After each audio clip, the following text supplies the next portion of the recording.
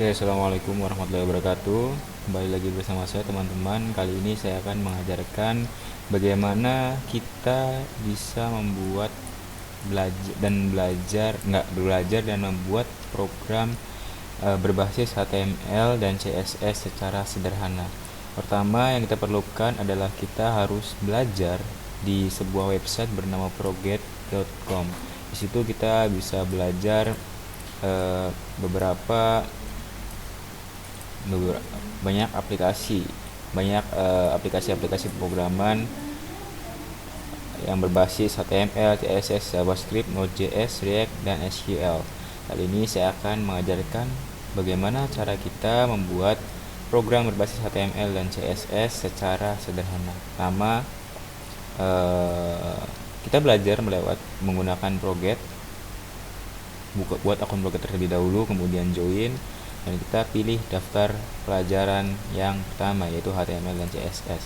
Di situ akan ada beberapa pilihan pelajaran. Di sini kita dituntut untuk menguasai beberapa materi. Kemudian jika kita sudah benar-benar memahami semuanya, kita akan mendapatkan sertifikat dari proget.com ini. Kemudian kali ini saya akan mengajarkan apa yang sudah saya pelajari dari Proget ini, bagaimana cara kita membuat program berbasis HTML sederhana. Oke, pertama kita ambil dari yang bab pertama aja. Kita buka detail pelajarannya. Kemudian saya akan membuat konten. Oke. Oke teman-teman.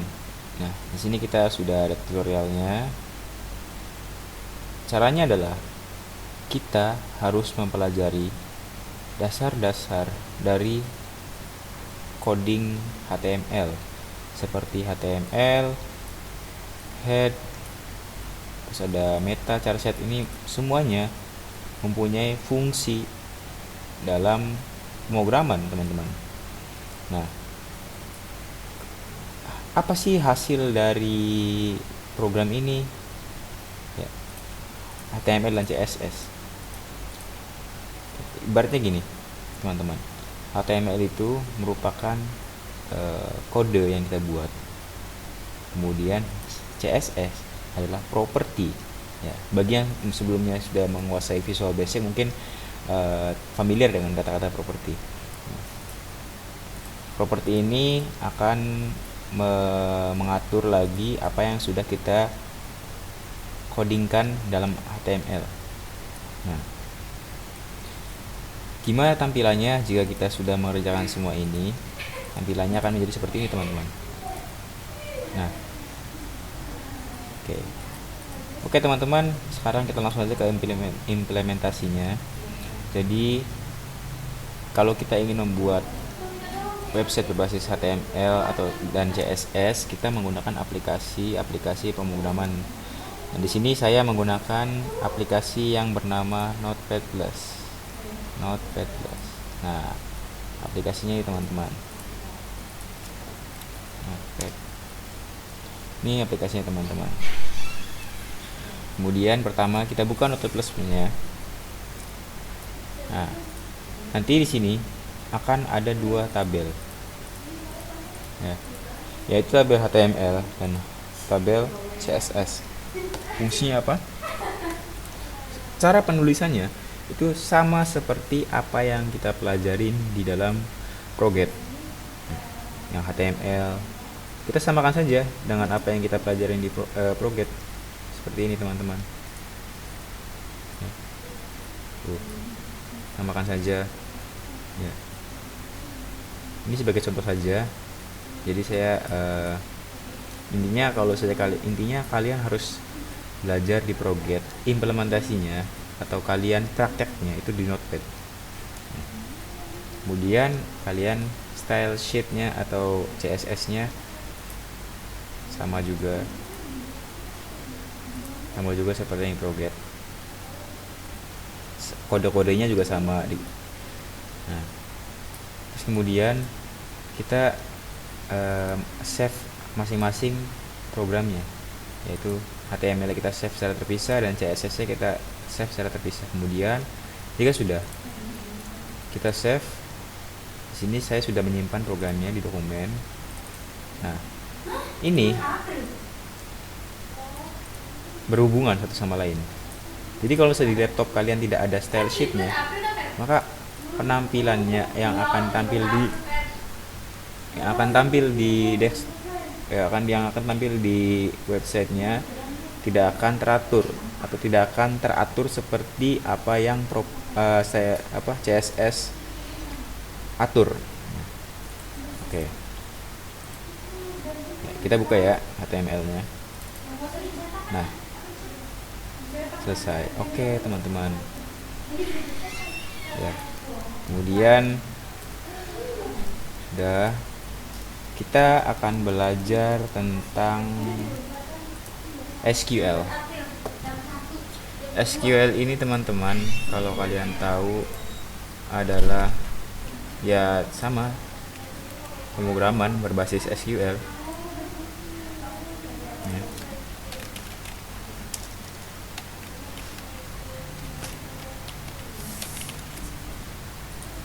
Kita masuk Broget dulu.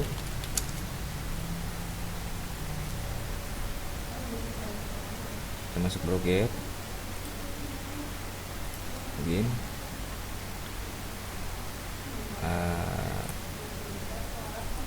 Kita masuk ke pelajaran. Nah, di sini ada opsi pelajaran SQL.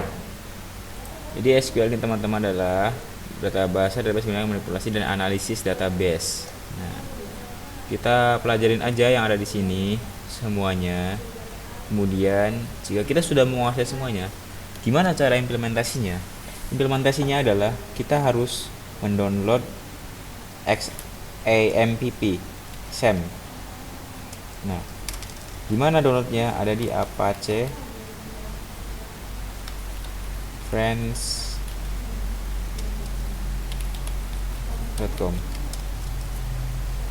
Nah, di sini adalah penyedia engine lah. Apache Friends itu kayak engine untuk menjalankan SQL.